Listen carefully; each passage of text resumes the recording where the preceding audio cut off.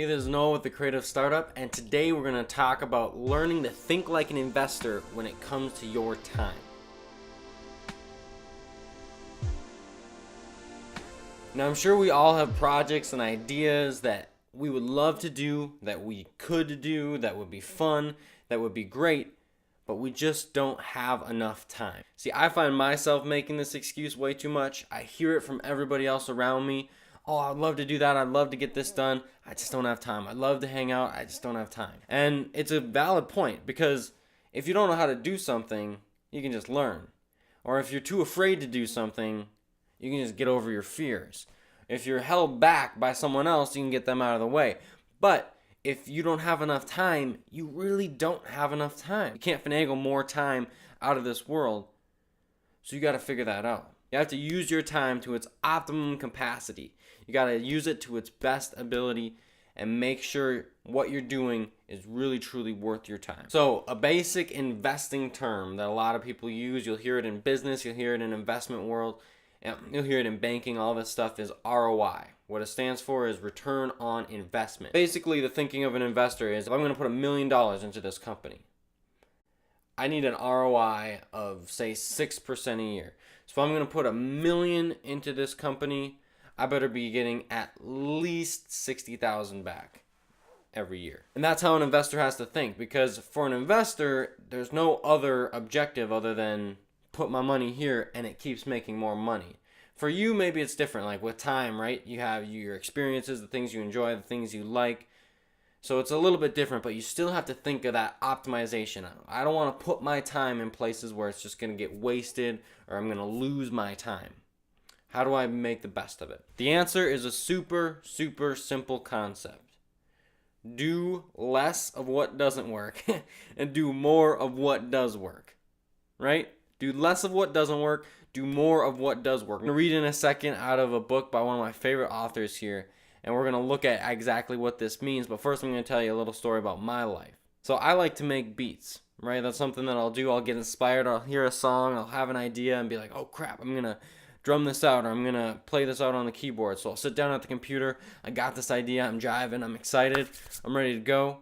And then I open up Ableton Live, and then I got to pick the sound that I want to use.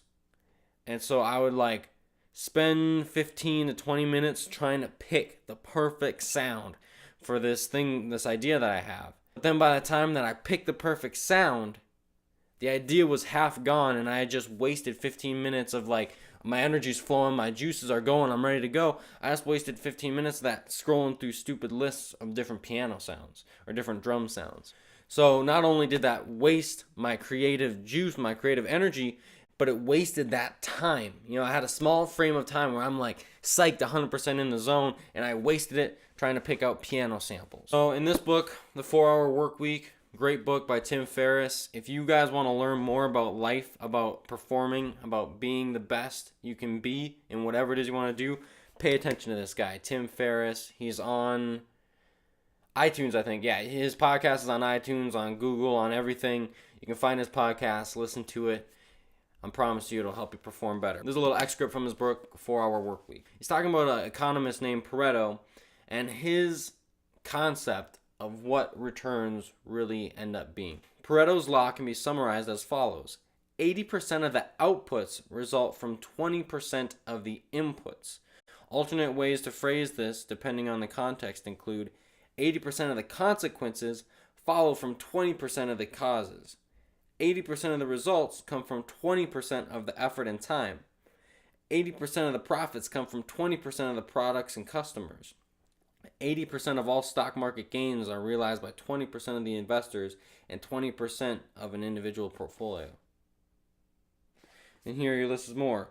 Which 20% of sources are causing 80% of the problems and unhappiness?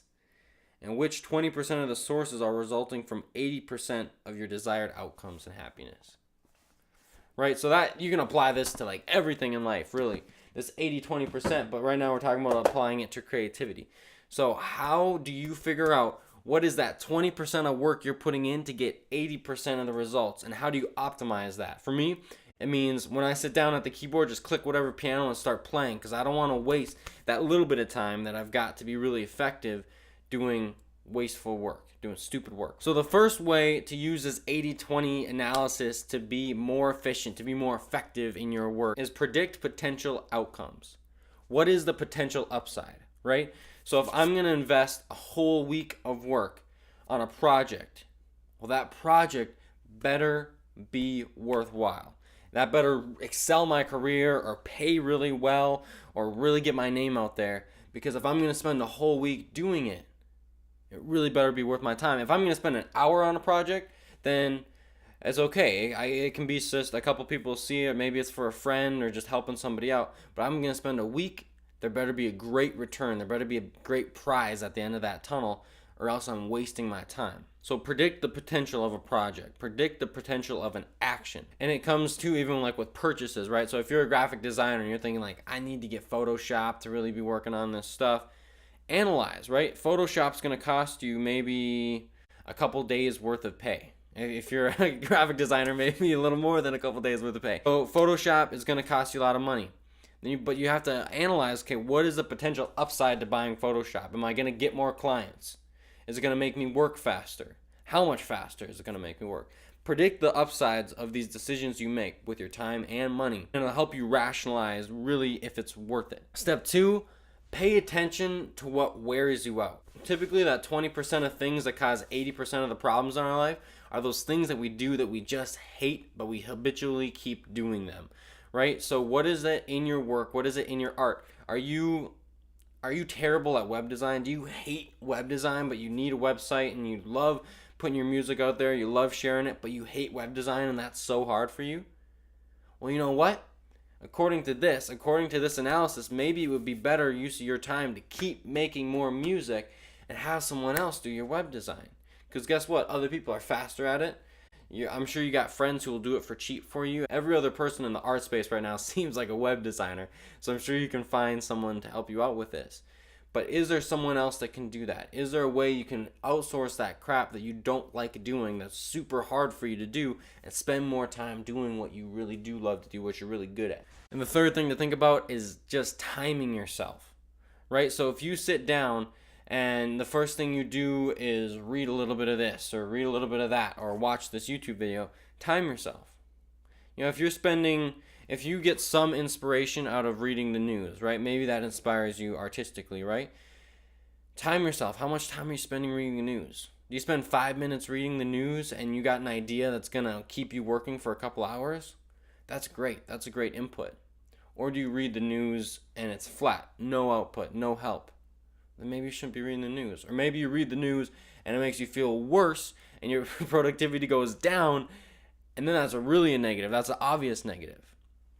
So analyze those things that you do. You know, for me, it was spending time picking my beats. I'm spending 15 minutes to pick a stupid piano sound and spending 5 minutes to just jot it down. I should be spending more time creating these ideas. Once the ideas are there, then I can waste my time clicking through piano sounds. That comes later.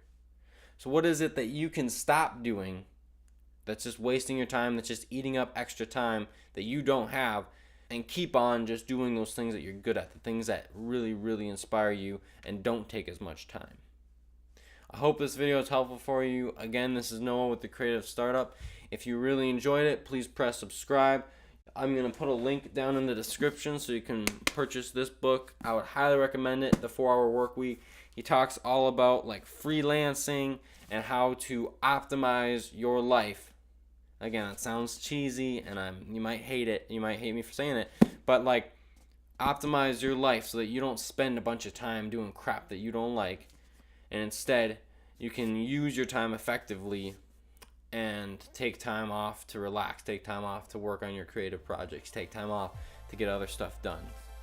Great book. Highly recommend it. Link in the description. Have a great week. Talk to you next week.